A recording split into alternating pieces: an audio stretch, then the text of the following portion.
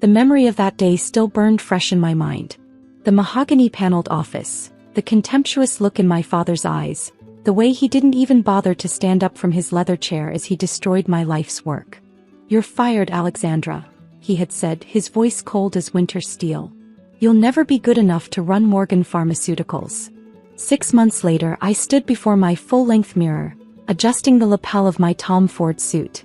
Tonight was the annual pharmaceutical industry gala, the biggest event of the year. And I had a surprise for Daddy Dearest. My phone buzzed with a text from my assistant. "Everything's ready, Ms. Blake. The press release goes live at 9 p.m. sharp." I smiled, remembering how this all began. After that day in my father's office, I'd done something he never expected. I'd called Jerome Wilson, CEO of Wilson Biotech, Morgan Pharmaceuticals' biggest competitor. "Your research on the new cancer drug," I told him. "I know why it's failing trials."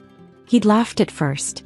But 2 weeks later, when I showed him exactly what his research team had missed, he wasn't laughing anymore. He was offering me a job. What my father never understood was that I hadn't spent 15 years in his company just following orders.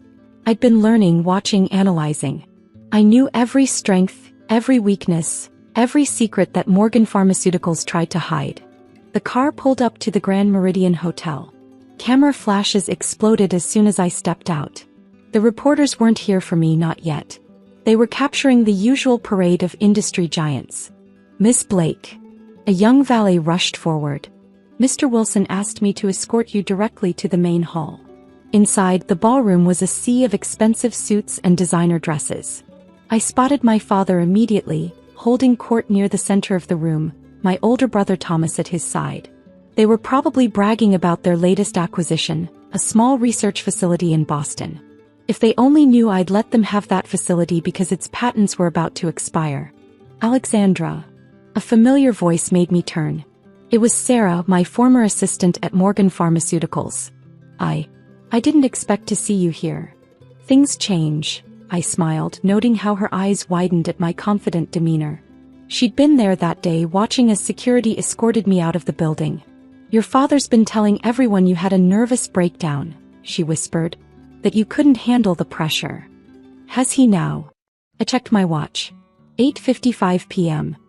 "Well, Sarah, in about 5 minutes he'll have a very different story to tell." I made my way through the crowd, accepting glasses of champagne from passing waiters but never drinking. I needed a clear head for what was coming. Jerome Wilson spotted me and nodded slightly. The old man had been a perfect partner in this venture, ready to step down and let new blood take over.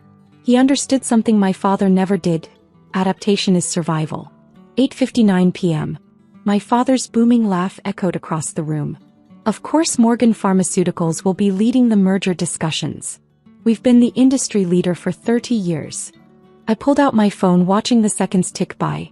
In the corner of my eye, I saw reporters checking their phones, their expressions changing from bored to shocked. 9 p.m. The breaking news alert hit everyone's phones simultaneously. The headline read, "Wilson Biotech announces new CEO, Alexandra Blake to lead $12 billion company." The room fell silent. My father's champagne glass slipped from his fingers, crashing to the floor. Thomas grabbed his phone, frantically scrolling through the news. I stepped into the center of the room, my heels clicking against the marble floor. Every head turned, every eye fixed on me. "Good evening, everyone," I said, my voice carrying clearly through the stunned silence. "I believe some introductions are in order." The silence in the ballroom was electric. My father's face had drained of all color, while Thomas kept looking between his phone and me as if he couldn't quite process what he was seeing. "Alexandra," my father finally managed, his voice hoarse. "What is the meaning of this?" Before I could answer, Jerome Wilson stepped forward, placing a paternal hand on my shoulder. "Allow me to make this official," he announced to the room. "As of today, I'm stepping down as CEO of Wilson Biotech. Alexandra Blake will be taking full control of operations, effective immediately." The room erupted in whispers. Phones were frantically recording every moment, every reaction.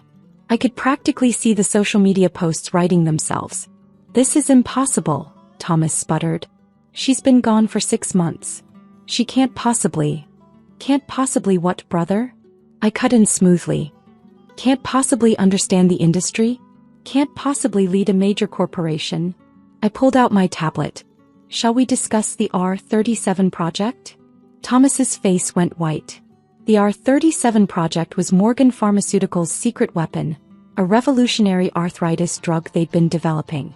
How do you know about? He started. About how the latest trials showed liver complications? I finished for him. Or about how you've been hiding those results from the FDA. My father stepped forward, his business mask firmly in place. Alexandra, whatever game you're playing. This is no game, Jerome interrupted.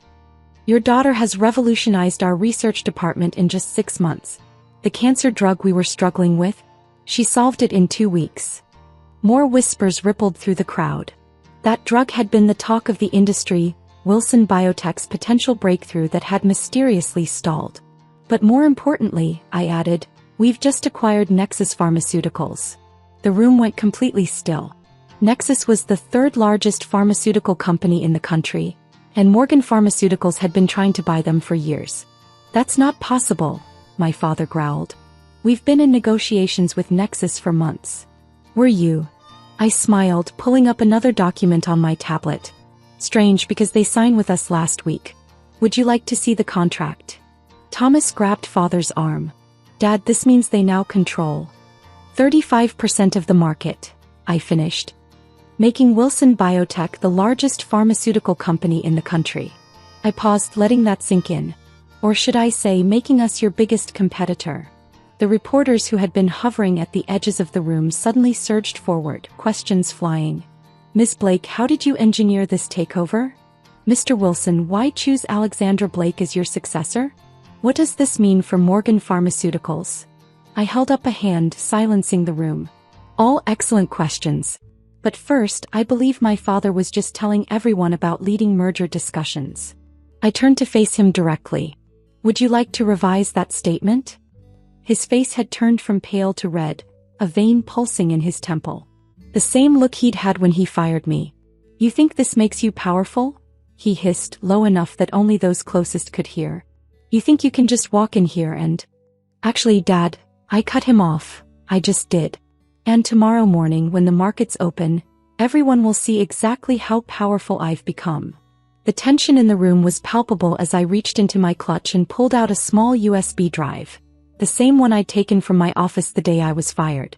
My father's eyes fixed on it, recognition dawning on his face. You remember this, don't you, Dad? I held it up. The drive you accused me of stealing company secrets with? Well, you were half right. I wasn't stealing secrets, I was collecting evidence. Jerome Wilson stepped forward again. Ladies and gentlemen, if I could have your attention. There's more to tonight's announcement. The reporter's cameras flashed frantically as he continued. Wilson Biotech isn't just acquiring Nexus Pharmaceuticals. We're also launching a new division focused on ethical pharmaceutical development and pricing. My father's facade cracked. You wouldn't dare. The Blake Initiative, I announced clearly, watching my father and brother exchange panicked looks. Named after my mother, who died because she couldn't afford the cancer medication that Morgan Pharmaceuticals marked up 3,000%. The room went deadly quiet. Even the reporters stopped taking notes, sensing the weight of the moment. That's right, I continued, my voice steady despite the emotion threatening to break through. The same medication that cost $3 to produce but was sold for $9,000 per dose. The medication that could have saved her, if her own husband's company hadn't prioritized profit over people. Thomas stepped forward. Alex, you can't just... Can't just what? Tell the truth. I turned to the gathered crowd. The Blake Initiative will ensure that life-saving medications are accessible to everyone who needs them. We're starting with cancer treatments, then expanding to other critical medications. The reporters exploded with questions again, but I kept my eyes fixed on my father. His carefully constructed world was crumbling and he knew it. You'll destroy the industry, he growled. No, Dad. I'm going to fix it.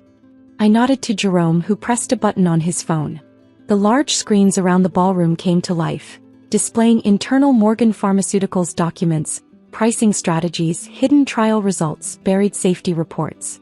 Everything on these screens has already been sent to the FDA and I announced, along with detailed documentation of every illegal markup, Every hidden trial failure, every suppressed safety concern for the past decade. My father lunged forward, but security, my security, stepped between us.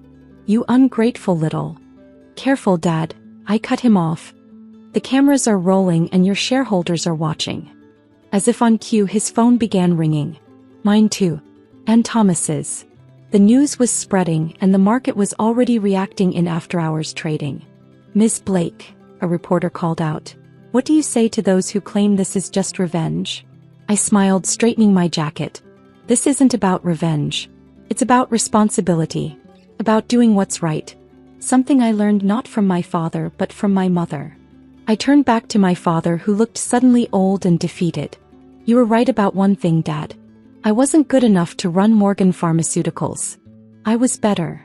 The room erupted in chaos as more phones started ringing. Morgan Pharmaceuticals stock was plummeting. Wilson Biotech's was soaring. And somewhere I knew my mother was smiling. Now, if you'll excuse me, I addressed the room, I have a company to run. And lives to save. As I walked toward the exit, flanked by my executive team, I heard Jerome addressing the press. The Blake Initiative will launch next month. We expect it to revolutionize the industry. I paused at the door, looking back one last time. My father stood alone in the center of the room, his empire crumbling around him. Thomas was already on the phone, probably with their lawyers. But I wasn't worried. I had something they never did, a purpose beyond profit. My phone buzzed with a message from my assistant. Your mother's foundation is ready to launch alongside the initiative. I smiled, stepping into the cool night air. Sometimes the best revenge isn't destroying your enemies. It's becoming everything they said you couldn't be and then using that power to help others. As my car pulled up, I heard one last question from a reporter. Ms. Blake, what's your message to young women in the industry? I turned, knowing my answer would make headlines tomorrow. Never let anyone tell you you're not good enough. And when they try to stop you, don't get even, get better. The car door closed behind me, shutting out the chaos. Tomorrow the real work would begin.